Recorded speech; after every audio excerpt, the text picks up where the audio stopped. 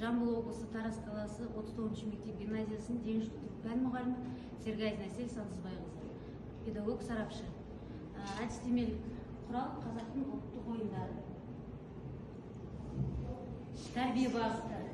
Ұлттық ойын түрлерін меңгерту арқылы эстетикалық талғамын, отансүйгіштік сезімін, тәрбиелік қасиеттерін қалыптастыру.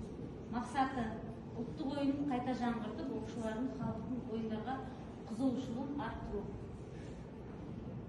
Міндеттері: мектеп жағдайында дене шынықтыру сабағында алған машықтарын тереңдетіп, қосымша білім арқылы қабілеттерін дамытып, дарындылығын жетілдіру. Ұлттық ойындар арқылы шапшаңдыққа, дәлдікке, жинақылыққа, серіктікке баулу, ұлттық танымын кеңейту. Ұмыт бола бастаған ата-бабалар мұрасын ұлттық ойындарды тірілту. Бағдарламаның өзектілігі: оқушылардың елжандылық сезімін қалыптастыру, туған жеріне шексіз сүйіспеншілікпен қарайтын, білімді әрі дайындығы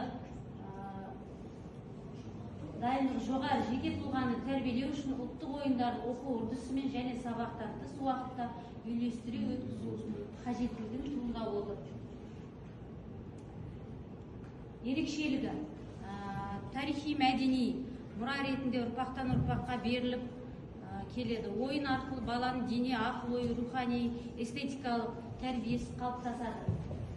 Көпшілігі табиғи ортада қарапайым құралдармен ойналады. Асық, арқан, тағы басқа ұлттық дәстүрлер мен салт-сананы насихаттайды. Жас ерекшелігіне сай іріктелген ересектерге де, балаларға да арналған түрлері бар. Ұжымдасып ойнау арқылы ынтымақ, ұйымшылдық, батылдық секілді қасиеттерді дамиды. Күтілетін нәтижелер: оқушылардың ұлттық ойындарында деген қызығушылық артады, қозғалыс белсенділігі жоғарылап, ептілік, шапшаңдық, дәлдік дағдылар дамиды. Ұлттық ойындар арқылы отансүйгіштік, ұлттық рух пен мәдени сала қалыптасады. Ұлттық мұра заманауи білім беру мазмұнымен үйлесімді түрде дамиды. Ұлттық ойындарды ойнау арқылы танымдық қабілет дамиды.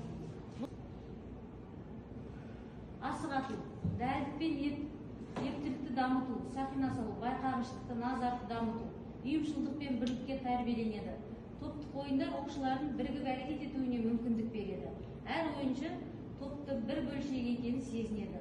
Бұл достық, қарым-қатынас, ынтымақтастық, әділдік, жауапкершілік сияқты қасиеттерді дамытады. Мысалы, аударыспақ, арқан тартыс, командамен ойнауды талап етеді. Ақыл-ой, логикалық қабілетті дамиды. Суретте байқағанымыздай, аударыспақ ойыны, асық ату, арқан тартыс. Өз ұлтына деген құрметтің патриоттық сезімі бастамасы. Тоғызқұмалақ ойыны. Оқушының ұлттық ойынға қызығушылығы мұғалімнің дұрыс ұйымдастыруына байланысты. Мұғалім ойын ережесін түсінікті түрде үйрету керек, балаларға тең мүмкіндік беру керек, әділ төреші болу керек. Қауіпсіздік талаптарына сақтау тиіс, балалар арасындағы достық атмосфераны қалыптастыру керек. Ойыннан кейінгі нәтиже өзгеріс. Ұлттық ойын ойнаған оқушылардың бойында келесі бір 10 өзгерістер байқалады.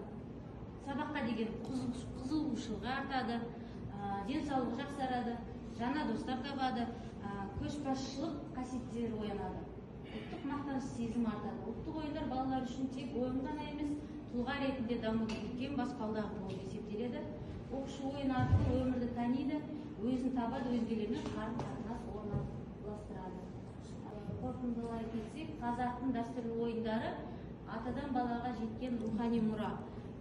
Ұлттық ойын ұлтымыздың тұрмыс тіршілігін, дүниетанымын айқындайтын ерекше байлық. Бұл ойындар тек ермек емес, сонымен қатар балалардың жан-жақты дамуына ықпал етуіне тәрбиелік әдісі өте мол.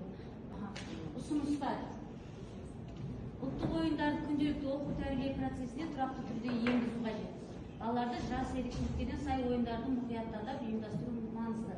Ұлттық ойындар замани талаптарға сай жаңартып инновациялы әдістермен үйлестіру керек. Ата-аналар балалардың бос уақытында ұлттық ойындарды ойнауын қамтамасыз етіп, олардың ұлттық мәдениетке деген қызығушылығын арттыру тиіс.